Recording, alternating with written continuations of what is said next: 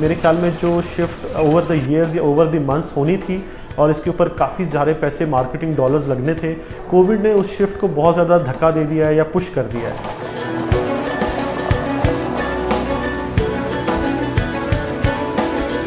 मेरा नाम अहमद सईद है, मैं ग्रोसर ऐप का को-फाउंडर और सीईओ हूँ। तो मैंने अपने दो को-फाउंडर्स हसान और बिलाल के साथ मिलकर हमने 2016 में एक कंपनी शुरू की।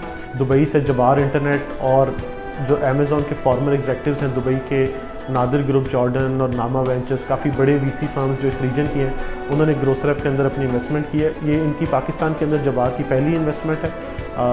ये $1 मिलियन की इन्वेस्टमेंट उन्होंने की है।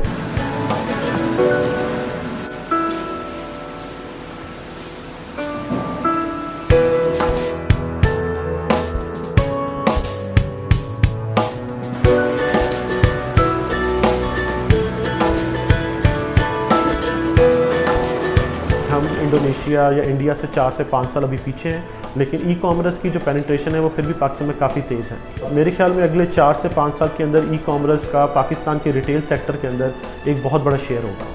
तो लोग अब सिर्फ मजबूरी के तहत में ई कॉमर्स को यूज़ नहीं कर रहे, बट आसानी के लिए भी ई कॉमर्स को यूज़ कर रहे हैं। तो जबार इंटरनेट ने पाकिस्तान के अंदर इन्वेस्ट किया है, तो अब उनका पूरे पाकिस्तान पर ट्रस्ट आएगा। वो मज़ीद कंपनियों को भी इन्वेस्टमेंट के लिए देख सकते हैं।